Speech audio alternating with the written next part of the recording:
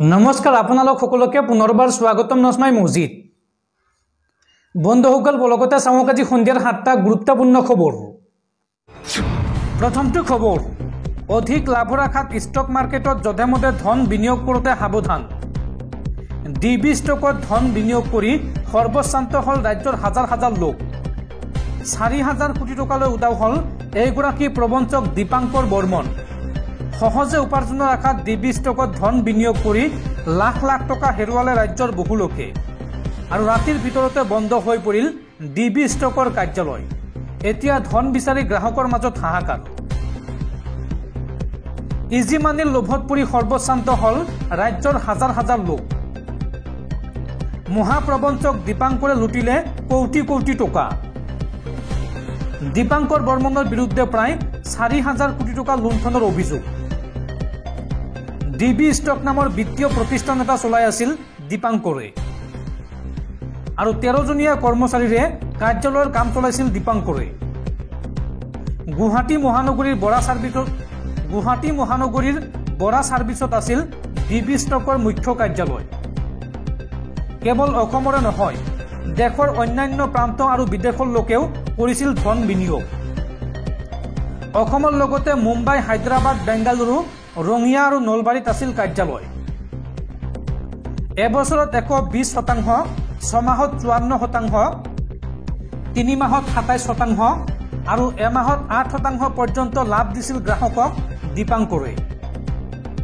ৰাজ্যৰ 23,000ৰো অধিক লোকে কৰিছিল ধন বিনিয়োগ।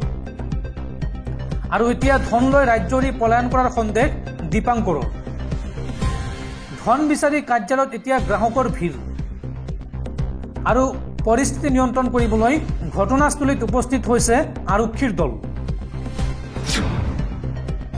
পৰৱৰ্তী খবৰ, অসমত বৰ্তমান চলিছে স্মাৰ্ট মিটাৰৰ জেহাদ। স্মাৰ্ট মিটাৰ জেহাদৰ জৰিয়তে অসম চৰকাৰে সংগ্ৰহ কৰিছে কোটি কোটি টকা।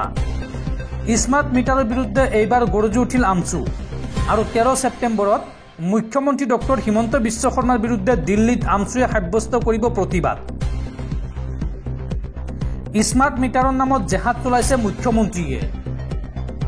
মুখ্যমন্ত্ৰীয়ে জেহাদৰ কথা কয়, কিন্তু এইবাৰ অসমত চলিছে স্মাৰ্ট মিটাৰৰ জেহাদ।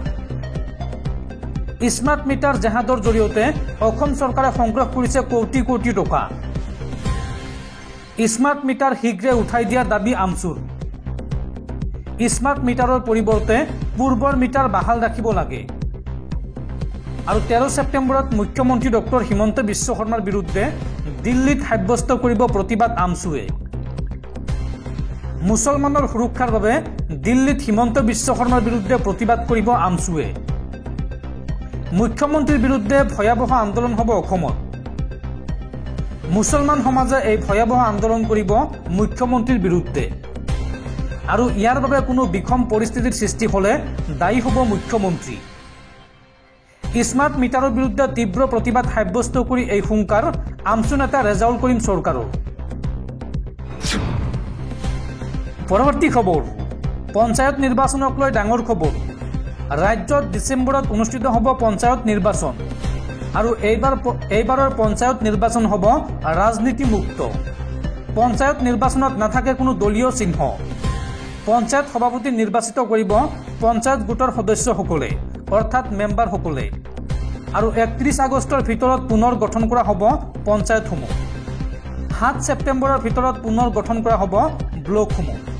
এই কথা জনাইছে ৰাজ্য চৰকাৰে। দৰ্শকসকল, আৰু বহুতো গুৰুত্বপূৰ্ণ খবৰ আছে। তাৰ আগতে আপোনাক জনাওঁ যে যদি আপুনি এতিয়ালৈকে এইটো ভিডিঅ'ত লাইক কৰা নাই তেন্তে এতিয়াই ভিডিঅ'টোত লাইক কৰি দিয়ক।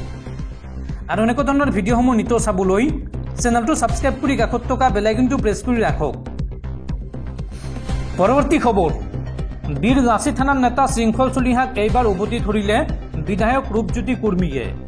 ৰূপজ্যোতি কুৰ্মীয়ে মন্তব্য কৰি কয় যে মাৰোৱাৰী মহিলাৰ পৰা ৰাখি পিন্ধা শৃংখল চলিহাই কিহৰ কাৰণে প্ৰতিবাদ কৰিছে ৰাইজে জানে।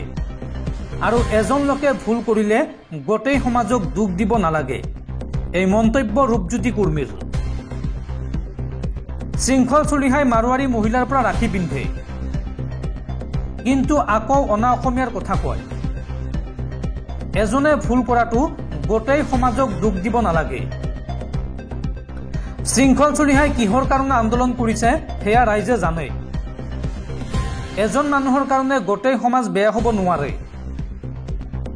শৃংখল চলিহাক এইদৰে উভতি ধৰিলে বিধায়ক ৰূপজ্যোতি কুৰ্মীয়ে। পৰৱৰ্তী খবৰ, হিমন্ত বিশ্ব শৰ্মা হাল এৰি শিয়াল খেদা মুখ্যমন্ত্ৰী। আদানীক প্ৰফিট দিবলৈ জনতাক মাধমাৰ সোধাইছে হিমন্ত চৰকাৰে। আৰু এতিয়া ৰাইজৰ কথা নুশুনিলে হিমন্ত চৰকাৰৰ পতন নিশ্চিত। স্মাৰ্ট মিটাৰক লৈ মুখ্যমন্ত্ৰী হিমন্ত বিশ্ব শৰ্মাই কৰা মন্তব্যক এইদৰে উভতি ধৰিলে কংগ্ৰেছ নেত্ৰী মীৰা বৰঠাকুৰে। স্মাৰ্ট মিটাৰক লৈ মুখ্যমন্ত্ৰী হিমন্ত বিশ্ব শৰ্মাই কৰা মন্তব্যক এইবাৰ উভতি ধৰিলে বিৰোধীয়ে।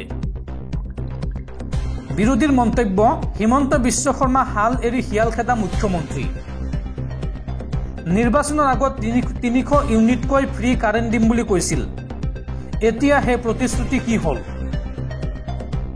আদানীক প্ৰফিট দিবলৈ জনতাক মাধমাৰ সোধাইছে হিমন্ত চৰকাৰে।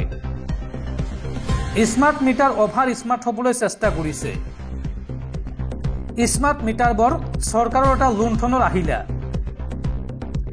চৰকাৰ চলাবৰ বাবে ৰাজ্যবাসীক লুণ্ঠনৰ অন্য এটা আহিলা হৈছে স্মাৰ্ট মিটাৰ।